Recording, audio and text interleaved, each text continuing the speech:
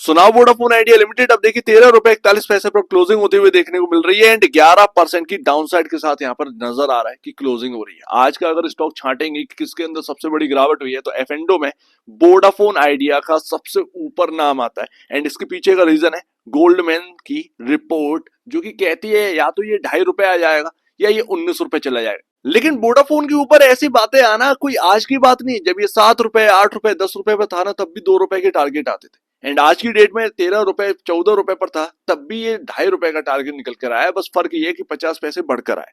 But यहाँ पर दो सिनेरियो रखे हैं गोल्डमैन ने, ऐसे ही यहाँ पर जो है ना कह नहीं दिया है, रिपोर्ट रखी है पूरे सामने।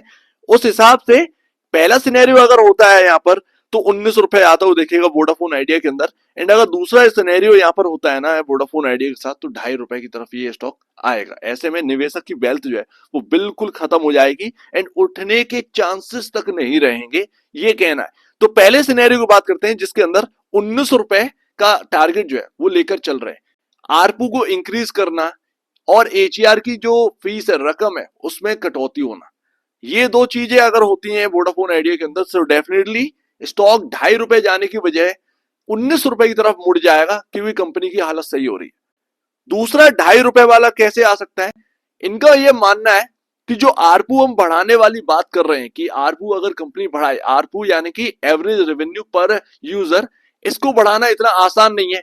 2030 तक ये अपना कैश फ्लो तक शायद पॉजिटिव ना कर पाए ये कंपनी। और अगर ये जितने भी पैसे जुटा रहे हैं अगर ये आपको बेहतरीन लग रहा है तो ये इनका कहना है कि पैसे जुटाने से सब कुछ नहीं होगा, ये कंपनी की हालत बहुत बुरी हो चुकी है, बहुत पैसा चाहिए एंड जो डेट लदा हुआ है वो इनका दिक्कत है बहुत बढ़ा रहा है, जिसकी वजह से एवरेज रेवेन्यू पर यूजर आप बढ़ा नहीं सकते हैं बहुत ज्यादा एंड आपके जो छोड़ते हुए यूजर हैं उनको आप वापस ला नहीं सकते। पूरी तरीके से ये साफ है कि आगे चलकर वोडाफोन आइडिया का सर्वाइवल हो ही नहीं सकता, कुल मिलाकर उनका ये कहना है एंड ऐसे में 2.5 रुपए पर वोडाफोन आइडिया आ जाएगा।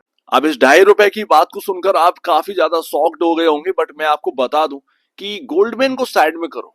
गोल्डमैन को साइड में क्यों करो, और यहाँ पर जो रियलिटी में चल रहा है वोडाफोन आइडिया के अंदर कितना यहाँ पर जो है ना सही कर रहे हैं कुमार मंगलम बिलरा जी, कितना आगे बढ़कर यहाँ पर जो है कोशिश कर रहे हैं, इसको देखने की जरूरत है। मैं आपको रियल इंसिडेंट बताता हूँ कि वोडाफोन आइडिया के साथ हो रही है पॉलिटिक्स। क्या हो रही है, आप जाएंगे रिचार्ज करने, मैं अपनी बात बता दूं, मैं रिचार्ज करने गया, वो बंदा बोल रहा रिचार्ज वाला कि वोडाफोन आइडिया बंद होने वाली है, आप अपनी सिम हटा लीजिए, हमने तो रिचार्ज करना बंद कर दिया। मैं नाम तो नहीं लूंगा, बट ये अगर ऐसी चीज यहां पर चल रही है तो अगर किसी और यहाँ पर जो है ना किसी सिटीज में चल रही है ये सारी चीजें, तो इसका मतलब ये कि पॉलिटिक्स चल रही है वोडाफोन आइडिया को लेकर एंड टेलीकॉम कंपनी, पता नहीं कौन सी कंपनी होगी, वो ये चाह रही है कि वोडाफोन आइडिया का यहाँ पर कम से कम जो यूजर है वो जल्द से जल्द कम होते हुए दिखे। अब ये जमीनी हकीकत है एंड अगर ऐसा हो रहा है वाकई में यहां हो रहा है तो अगर किसी और जगह पर हो रहा है तो इससे काफी फर्क पड़ता है कंपनी के ऊपर एंड ऐसे में यूजर छोड़कर जाएगा ही। जब वो यहाँ पर ये बात कह रहा है कि रिचार्ज हमने बंद कर दी, कंपनी बंद होने वाली है, आप भी यहाँ पर जो है शिफ्ट कर लीजिए दूसरी टेलीकॉम कंपनीज के अंदर, तो भाई साहब ये क्या करेगा कंपनी फिर, समझ रहे हैं। तो जमीनी हकीकत कुछ और है, कुछ और ही पॉलिटिक्स चल रही है वोडाफोन आइडिया के अंदर, या वोडाफोन आइडिया को लेकर अंदर क्या चलेगी, बाहर ही चल रही है एंड ऐसे में चाहे कंपनी कितना भी कोशिश कर ले उसका ग्राफ जो है ना वो गिरता ही चला जाए, सिंपल सी बात है।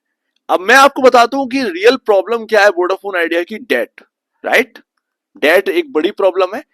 बट यहां पर ना शेयर होल्डर्स को थोड़ा सा अभी अलग करिएगा, मैं पूरी बात बताऊंगा, शेयर होल्डर्स को अलग रखिएगा, शेयर होल्डर्स की अलग प्रॉब्लम है, कंपनी की तो अलग प्रॉब्लम है ही। एंड ये जो 100 रुपए है ना, शायद अगर ऐसा कुछ हुआ तो ये अचीव ही नहीं कर पाए कभी। अगर यहाँ पर और फंड रेजिंग करी गई तो आप ये समझिएगा कि वोडाफोन आइडिया बिल्कुल यहाँ पर जो है ना एक रेंज में बना रहेगा, कभी चल ही नहीं पाएगा ये स्टॉक। सबसे पहले मैं आपको बता दूं वोडाफोन आइडिया में ऑपरेटिंग प्रॉफिट देखिए, मेन चीज, इसके ऊपर किसी का ध्यान नहीं है, इसके ऊपर कोई बात ही नहीं करता। अगर आप देखिए सेल्स ये कर रही है कंपनी, ये पूरे साल भर का यहाँ पर जो है ना सेल्स है 42,652 करोड़ का सेल्स है, खर्चा काटकर कितना बचता है यहाँ पर 17,072 करोड़ रुपए, अभी टैक्स वैक्स नहीं लगा, यानी कि कंपनी ऑपरेटिंग प्रॉफिट जो है वो पॉजिटिव है, निगेटिव नहीं है, लॉस में नहीं है कंपनी, घाटे में नहीं है ऑपरेटिंग प्रॉफिट के हिसाब से देखेंगे तो। लेकिन अभी टैक्स, डेप्रिसिएशन, इंटरेस्ट ये सब जाना है, ठीक है। तो अभी अगर आप देखेंगे तो पहली बात तो ग्रोथ है नहीं, टेलीकॉम सेल्स में आपको कोई ग्रोथ देखने को मिल नहीं रही है, तो ऐसे में क्या ही यहाँ पर जो है ना कर पाएंगे। आप जो है वो कोशिश कर सकते हैं सिर्फ और सिर्फ प्रॉफिट में आने की या लॉस कम करने की, बट सेल्स के मुकाबले में अगर आप देखें तो ग्रोथ यहाँ पर जो है वो अपने को नहीं देखने को मिलती है। लेकिन सबसे बड़ी बात, ऑपरेटिंग प्रॉफिट पॉजिटिव है, प्लस में हमें देखने को मिलता है, एंड जो ऑपरेटिंग मार्जिन है वो मेंटेन करे हुए हैं इस कंपनी की तरफ से। अब कर्ज देखिए, 25,766 करोड़ रुपए का कर्ज है। आपका यहाँ पर ऑपरेटिंग प्रॉफिट कितना बचा है, आपके खर्चे काटकर 17,000 करोड़, 25,000 करोड़ आपको जो है वो आपका कर्ज की रकम भरनी है साल साल पर। उसके बाद जो कुछ खराब चीजें हो गई या कुछ गड़बड़ हो गया तो नुकसान जो है वो 22,634 करोड़ रुपए का है।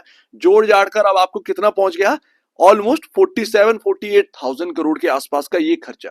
17,000 करोड़ आपका यहाँ पर बचा हुआ था खर्चे को काट कर, गया ना इसमें, बाकी कहां से भरोगे, अपनी जेब से भरेंगे ना, तो इसीलिए कंपनी लॉसेस में है।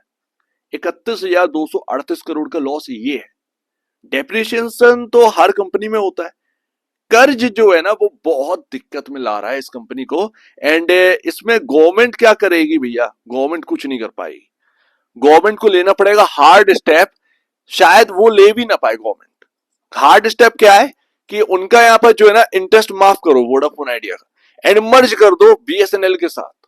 सिंपल सी बात है, बीएसएनएल एमटीएनएल इसके साथ मर्ज कर दीजिए, या सबसे बढ़िया है कि बीएसएनएल को अलग रखिए आप, एमटीएनएल और वोडाफोन आइडिया को आगे चलकर मर्ज कर दो। लेकिन उसमें बहुत बड़ी प्रॉब्लम क्या हो जाएगी, यहां पर जो शेयर होल्डर है वो अपनी वैल्यू पर पहुंच ही नहीं पाएगा, क्योंकि आपने जो फंड रेजिंग करी है ना उससे आपके नंबर ऑफ शेयर्स इतने बढ़ गए हैं, इतने बढ़ गए हैं, इतने बढ़ गए हैं कि आज की डेट में वोडाफोन आइडिया 90,000 करोड़ की कंपनी है। 90,000 करोड़ का मार्केट कैप है, 13 रुपए 41 पैसे के भाव पर। अब सोचिए अगर ये 10 टाइम अगर आपका प्राइस हो जाए, 130 रुपए हो जाए, तो यही आपका जो है ना 9 लाख करोड़ रुपए का बन जाएगा मार्केट के। समझ रहे हैं ना। तो ये बहुत बड़ी समस्या आ जाती है कि नंबर ऑफ शेयर्स बहुत ज्यादा है एंड हाईएस्ट साइड जाने का चांसेस बहुत लो है। लेकिन ये इतनी बड़ी खबर होगी ना कि गवर्नमेंट अगर ये सारी चीजें माफ कर दे एंड वोडाफोन आइडिया को फ्री कर दे, एंड अगर उसको मर्जर एमटीएनएल के साथ हो जाए, ये शायद कुछ दिन लगाएगा, कुछ दिन, सिर्फ और सिर्फ कुछ दिन लगाया कि आपको 100 रुपए हिट कर जाए, लेकिन उससे ऊपर चलने की ताकत इसके अंदर होगी नहीं, बिल्कुल भी नहीं होगी। तो मतलब एक है रेंज है वोडाफोन आइडिया के पास इस वक्त 100 रुपए तक की, बहुत ही गोल्डन सिनेरियो की मैं बात करूं, 100 रुपए तक का ही अचीव कर सकता है, इससे ऊपर का अचीव कर ही नहीं सकता, बिकॉज ऑफ आपके नंबर ऑफ शेयर्स इतने बढ़ रहे हैं। एंड अगर ये फंड रेजिंग जो है ना और करी गई तो यहां पर आप ये समझिएगा कि ये नंबर ऑफ शेयर्स और बढ़ेंगे, एंड ऐसे में बिल्कुल कंपनी तो बच जाएगी, बट यहाँ पर निवेशकों का लेने की देनी पड़ जाएगी, स्टॉक चल ही नहीं पाएगा। तो ये निवेशकों का प्रॉब्लम है। अगर और नंबर ऑफ शेयर्स बढ़ते हैं और बढ़ते हैं, यहां से डबल हो गया, मान लीजिए 12,000 करोड़ नंबर ऑफ शेयर्स हो गए, देखते देखते देखते देखते 2,500 करोड़ से बढ़कर 6,500 करोड़ के ऊपर का निकल गया आंकड़ा। 12,000 करोड़ में होता ही क्या है, डबल अगर हो गए नंबर ऑफ शेयर्स, तो आप ये समझिएगा कि यहाँ पर कोई वैल्यू निकलेगी ही नहीं, निकलेगी ही नहीं, बहुत दूर की बात है। दैट्स वाई गोल्डमैन यहाँ पर ये कह रहा है कि भाई साहब 2.5 रुपए का टारगेट, क्योंकि वो जिस तरीके की हालत है इस कंपनी की, उस हिसाब से जो मार्केट कैप होना चाहिए इस कंपनी का, वोडाफोन आइडिया का, वो लमसम लमसम यही होना चाहिए 30-40 हजार करोड़ के आसपास का, यानी कि इसका आधा, हाफ। क्योंकि आप लॉस मेकिंग कंपनी है एंड आपका सर्वाइवल का प्लान अभी क्लियर नहीं है, सो दैट इस वजह से हायर साइड का रुख बहुत कम लग रहा है, लोअर साइड का रुख ज्यादा लग रहा है, एंड आपका जो आपने फंड रेजिंग करी है, जो डायल्यूशन किया है, उसकी वजह से प्रॉब्लम बहुत ज्यादा है। तो ये एक सबसे बड़ी समस्या है, एंड इसीलिए हायर साइड का नहीं बल्कि लोअर साइड का यहाँ पर चांसेस ज्यादा देखने को मिलते हैं। एंड पता नहीं, गॉड नोस कि होगा क्या। अब ये 5G में नई टेक्नोलॉजी जो कि हम बात करते थे सैमसंग एंड वगैरह वगैरह के साथ मिलकर ला तो रहे हैं, एंड उससे काफी बेनिफिट मिलेगा, बट लगातार जो यूजर्स छोड़ रहे हैं वोडाफोन आइडिया को, इसके लिए कंपनी क्या कदम ले रही है ये नहीं पता। तो वो ना कुमार मंगलम बिरला जी को कुछ बताना चाहिए, वोडाफोन आइडिया में हम स्ट्रेटजी क्या अपनाने वाले हैं, ऐसा क्या करने वाले हैं कि वोडाफोन आइडिया को हम बचा कर रहेंगे, तभी कुछ हो सकता है। एक स्ट्रॉन्ग कदम लेने पड़ेंगे तभी जाकर कुछ होगा, अदरवाइज ऐसे ही फिर चलता रहेगा तो कंपनी तो खत्म होनी है ही, कैसे टिक जाएंगे। फिलहाल अगर आप स्टॉक की बात करें लास्ट कि क्या होना है, तो भैया आज की डेट में घूमा कहां से, ये 2023 से एक ट्रेंड लाइन चल रही है वोडाफोन आइडिया के अंदर, देख रहे हैं ना, इस लाइन को सपोर्ट कर रहा है चैनल, सॉरी कैंडल्स जो है वो इस लाइन पर चल रही है लगातार या नहीं, राइट। एंड अभी आज की डेट में जो टूटा हायर साइड से 15% के आसपास की गिरावट आई, वो कहां से सुधरा? इसी ट्रेंड लाइन से। आप समझ गए कि ये ट्रेंड लाइन कितनी इंपॉर्टेंट है।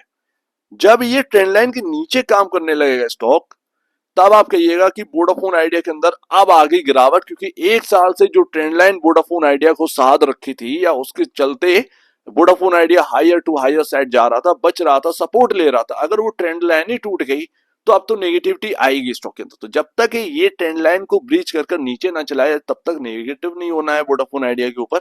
और अगर आप चार्ट बना लेते हैं, सॉरी चार्ट पर कुछ काम वाम करते हैं, तो इस ट्रेंड लाइन को बना लीजिए। ये वन डे कैंडलस्टिक चार्ट पर आराम से आपको दिख जाएगी, 2023 से देख लीजिए इस तरीके से। एंड इसको अगर आप बना लेंगे चार्ट पर, तो आपको जो है वो रेगुलर अपडेट मिलता रहेगा। हाँ, पल पल का अपडेट आपके पास होगा, क्या ये ट्रेंड लाइन टूट रही है, सारी चीजें समझ सकते हैं आप, ठीक है ना।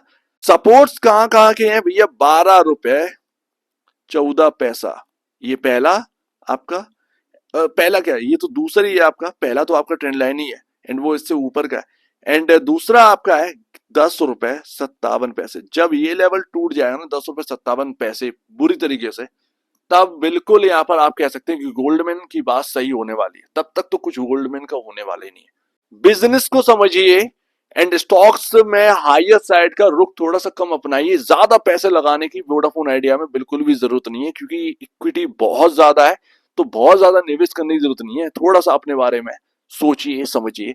फंड रेजिंग कर रहे हैं वो, और भी ज्यादा फंड रेजिंग करेंगे तो यहाँ पर इक्विटी शेयर्स तो बढ़ेंगे, तो वो बहुत प्रॉब्लम की बात है शेयर होल्डर्स की। सो उम्मीद है काफी कुछ आपको समझ में आया होगा। एक बार निवेश से पहले या बेचने से पहले अपने ब्रोकर एडवाइस से जरूर सुन लीजिए। खुद की स्टडी करेगा, उससे बेहतर कुछ भी नहीं। खुद की स्टडी मस्ट है, तो आप दीजिए वीडियो देखने के लिए बहुत धन्यवाद दोस्तों।